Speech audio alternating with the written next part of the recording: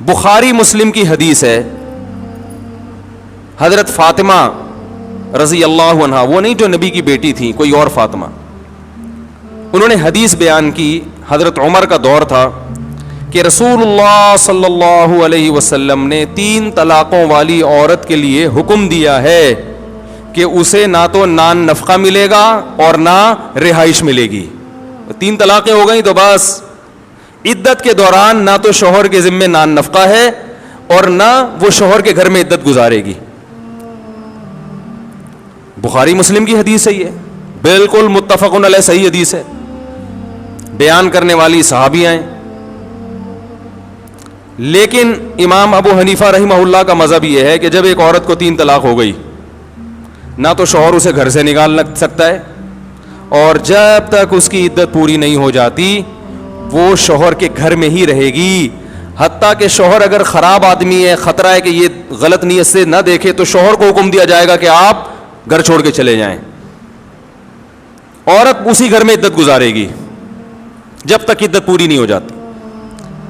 اب کوئی بھی اٹھ کے آپ کو بدگمان کر سکتا ہے فقہا سے, یار بخاری کی حدیث ہے, حدیث کا ریفرنس, حدیث کا حوالہ, حدیث نمبر, لوگ ان چیزوں سے متاثر ہوتے ہیں, پھر کلپ بازیاں چلتی ہیں, وہ اس کے خلاف, وہ اس کے خلاف.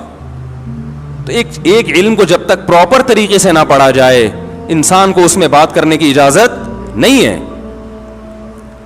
حضرت عمر رضی اللہ تعالیٰ عنہ خلیفہ راشد تھے, انہوں نے قانون بنایا تھا کہ جو طلاق یافتہ عورت چاہے 3 طلاقیں کیوں نہیں ہیں, شوہر کے گھر میں عدت گزارے گی, نان نفقہ بھی ملے گا. یہ حدیث حضرت عمر کے سامنے پیش کی کسی نے. حضرت عمر نے ارشاد فرمایا, لا ندعو کتاب اللہ و سنت نبینا بقول امرات لا ندری احفظت ام نسیت. ہم اللہ کی کتاب اور نبی کی سنت کو ایک عورت کے کہنے پہ نہیں چھوڑ سکتے. کیا مطلب؟ اس سے جو مضبوط دلیل ہے نا وہ کتاب اللہ ہے, اور جو تواتر سے نبی کی سنت ہم تک پہنچی ہے, حالانکہ وہ حضرت عمر تک پہنچی ہوگی کوئی, یعنی جو معمول رہا ہے نبی کے دور میں وہ تو ہر دفعہ یہی معمول رہا ہے کہ طلاق یافتہ عورت شوہر کے گھر میں عدت گزارتی ہے اور عدت کے دوران نان نفقہ اس کو ملتا ہے. تو اب ایک عورت ایک حدیث بیان کر رہی ہے, ہمیں نہیں پتہ یہ بھول گئی ہے یا اس نے الفاظ کو یاد بھی رکھا ہے. حضرت عمر نے نہیں قول مانا. اور وہ کتاب اللہ کیا ہے کہ کتاب اللہ میں قرآن مجید میں اللہ کا حکم ہے, لا تخرجوہن من بیوتہن ولا یخرجن, طلاق یافتہ عورت کو اس کے گھر سے مت نکالو اور نہ وہ خود نکلے, الا ان یاتین بفاحشۃ مبینہ, جب تک کہ کھلی بے حیائی کا ارتکاب نہ کریں. وہ اس وقت تک شوہر کو اجازت نہیں ہے کہ طلاق دے کے عورت کو گھر سے نکالے. تو یہ قرآن کا حکم میں اگرچہ اس میں 3 طلاقوں کا لفظ نہیں ہے, لیکن یہ تو علل اطلاق ہر قسم کی طلاق یافتہ کے بارے میں, اس میں تو اللہ نے کوئی فرق نہیں کیا کہ 1 طلاق ہو, 2 طلاق ہو یا 3 طلاق, کوئی فرق نہیں کیا اللہ تعالیٰ نے. تو اس لیے ہم ایک عورت کے کہنے پر, حالانکہ صحابیاں ہیں, تو اب یہاں کوئی حضرت عمر پہ الزام لگائے کہ حدیث کے منکر ہیں, تو وہ فتنہ پرست ہوگا کہ نہیں ہوگا؟ بھائی یہی کہا جائے گا کہ عمر سے زیادہ حدیث کو کون فالو کرنے والا ہے. بھائی وہ حدیث کو اس سے زیادہ قوی حدیث کی بیس پر یا اس سے زیادہ قوی دلیل کی بیس پہ چھوڑے, اور وہ قوی دلیل کیا ہے؟ قرآن مجید کی آیت.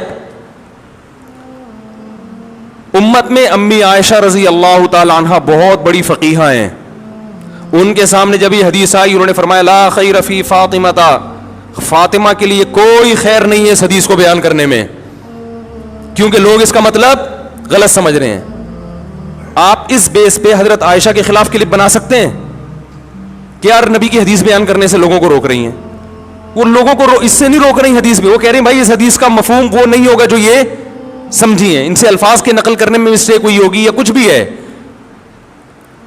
تو علماء نے اس حدیث کے 2 مطلب بیان کیے ہیں کہ اصل میں یہ ہوا کہ حضرت قرآن نے کہا ہے نا کہ عورت فاحشہ مبینہ کا ارتکاب کرے, اور فاحشہ مبینہ میں بعض دفعہ زنا بھی داخل ہوتا ہے, بعض دفعہ بد اخلاقی, کہ مرد عورت کی بد اخلاقی سے اتنا تنگ آ چکا ہوتا ہے, اتنی چرب زبان ہوتی ہے وہ, کہ اس بد اخلاقی کے ان میں خطرہ یہ ہوتا ہے کہ یہ عدت میرے گھر میں بھی آرام سے اس دوران بہت کچھ کر جائے گی ہے, ٹھیک ہے نا, اس کی زبان سے بہت تکلیف ہو. تو بعض علماء نے کہا کہ حضرت جو فاطمہ جو نبی کی بیٹی نہیں, دوسری فاطمہ, میں اس لیے کہہ رہا ہوں کہ ایک صاحب نے ایک بزرگ کے خلاف کلپ یعنی وہ نیٹ پر پروپیگنڈا کیا کہ انہوں نے حضرت فاطمہ کو چرب زبان کہا ہے. میں نے جب وہ سرچ کیا تو وہ ایک بزرگ انڈیا میں گزرے ہیں, ان عالم نے لکھا کہ فقہاء نے کہا کہ حضرت فاطمہ چرب زبان تھی, تو اس سے مراد کیا لیا؟ نبی صلی اللہ علیہ وسلم کی بیٹی. کیونکہ میں نے یہ مسئلہ پڑھا ہوا ہے کتابوں میں, تو میں نے کہا بھائی یہ وہ والی فاطمہ نہیں ہے. تو نیٹ پہ بہت گند ہو رہا ہے, علماء پہ کیچڑ اچھالے جا رہے ہیں. میں تو بار بار چیلنج کرتا ہوں, میں تو بس سامنے بٹھاؤ, ٹھیک ہے نا, سامنے بیٹھ کے بات کریں گے تو دودھ کا تو لوگ سامنے بیٹھنے کے لیے تیار ہی نہیں ہوتے. اور پھر وہ کرتے رہتے ہیں کہ دلائل میں آپ کے طاقت نہیں ہے, آپ کے دلائل ایسے ہی ہے, آپ مسلک پرست ہیں, تو پھینکتے رہو, پھر بیٹھ گئے کچھ کا کچھ بناتے رہو بیٹھ گئے. تو حضرت عائشہ رضی اللہ تعالیٰ عنہ نے فرمایا, یہ سب صحیح حدیث بخاری مسلم کی روایتیں جو میں آپ کے سامنے پیش کر رہا ہوں. حضرت فاطمہ نے فرمایا, حضرت عائشہ نے فرمایا فاطمہ کے لیے اس حدیث کو بیان کرنے میں خیر نہیں ہے. اب اگر ہم اس حدیث کے مختلف الفاظ لیتے ہیں تو بعض الفاظ میں ہمیں یہ ملتا ہے کہ آپ صلی اللہ علیہ وسلم نے حضرت فاطمہ سے فرمایا کہ اے فاطمہ تم اپنے شوہر کے گھر عدت نہیں گزارو. اچھا, بعض لوگوں نے یہ بھی کہا کہ ان کے جوان دیور تھے, ایک ہی گھر میں تھے, تو بے پردگی کا بہت خطرہ تھا, اس عذر سے نبی صلی اللہ علیہ وسلم نے حکم دیا کہ الگ. تو اس حدیث میں امام ابو حنیفہ یا ان کے فالوورز نے تعویل کیا کی ہے کہ بھئی یہ حدیث حضرت فاطمہ کی خصوصیت ہے, یہ قانون نہیں ہے. نبی نے حضرت فاطمہ کو فرمایا تھا کہ تمہارے لیے ہے, انہوں نے اس کو ایک قانون سمجھ کے قانون کے طور پر بیان کر دیا. اب اس حدیث میں ہمیں مختلف الفاظ ملتے ہیں. ایک بعض راوی یوں بیان کرتے ہیں کہ نبی نے حضرت فاطمہ سے فرمایا کہ تم اپنے شوہر کے گھر عدت بھی نہیں گزارو گی, نان نفقہ بھی نہیں ہے. اور بعض روایتوں میں آتا ہے, وہ بھی صحیح سند سے ہیں, کہ نبی نے 3 طلاقوں والی عورت کے لیے فرمایا کہ نہ اس کو نان نفقہ ملے گا نہ رہائش ملے گی. اب حدیث میں راوی بعض دفعہ الفاظ نبی کے ہوتے ہیں, مفہوم نبی کا ہوتا ہے, مگر راوی کے الفاظ اپنے ہوتے ہیں. یہ بہت ہوا ہے, بخاری مسلم کی حدیثوں میں بھی ہوا ہے.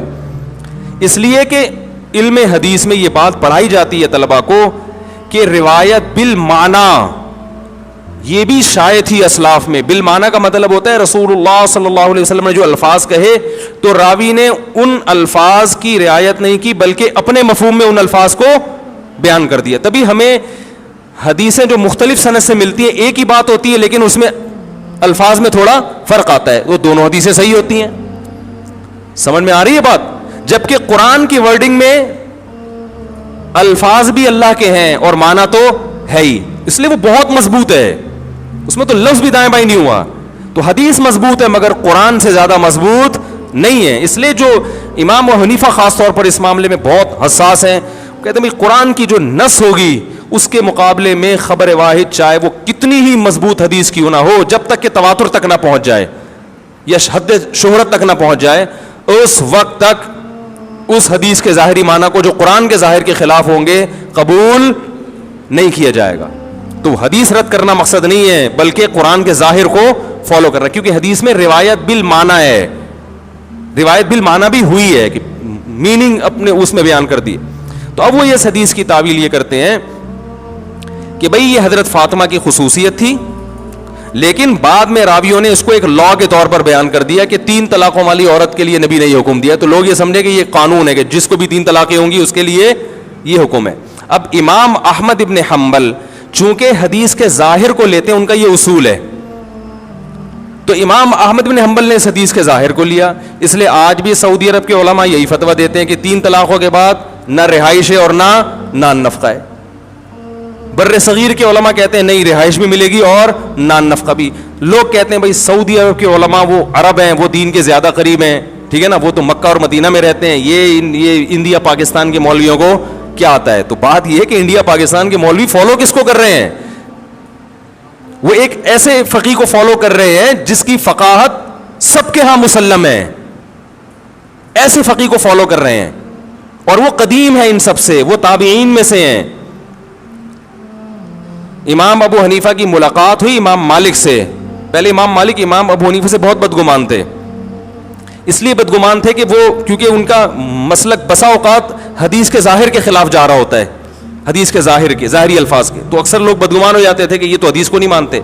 جب امام ابو حنیفہ کی امام مالک سے ملاقات ہوئی امام مالک نے فرمایا اللہ نے اس شخص کو ایسی صلاحیت دی ہے کہ اگر یہ پتھر کے بارے میں ثابت کرنا چاہے نا کہ یہ سونا ہے تو یہ دلائل سے ثابت کر سکتا ہے. یہ ان کی یعنی اتنی ذہانت اللہ نے اس شخص کو دی ہے. تو اس پوری تقریر کا مقصد یہ ہے کہ آپ بدگمان نہ ہوں کلپ دیکھ دیکھ کے مختلف لوگوں کے. ہر ایک کی اپنی دلیل ہوتی ہے, ہر ایک کے اپنے اصول ہوتے ہیں. امام احمد بن حنبل اور امام شافعی کا مسلک یہ ہے کہ وہ حدیث کے ظاہر کو لیتے ہیں. تبھی ہمارے جو اہل حدیث حضرات ہیں ان کی زیادہ تر چیزیں شافعیوں سے اور حنبلیوں سے میچ کرتی ہیں. سمجھ رہے ہیں نا, عرب علماء سے زیادہ بہت سی چیزوں میں, یہ ظاہری چیزوں میں ان کے قریب ہوتے ہیں. تو اس سے لوگ ٹھیک ہے وہ بھی ٹھیک مذہب ہے, ہم اس کے بھی مخالف نہیں ہیں. بعض لوگوں کا یہ اصول ہے بھائی حدیث کے ظاہر کو لے لو, لیکن بہت سے فقہا کا اس کے اپوزٹ ہے. وہ کہتے ہیں نا نا نا, سب سے پہلے کیا ہے, کتاب اللہ ہے.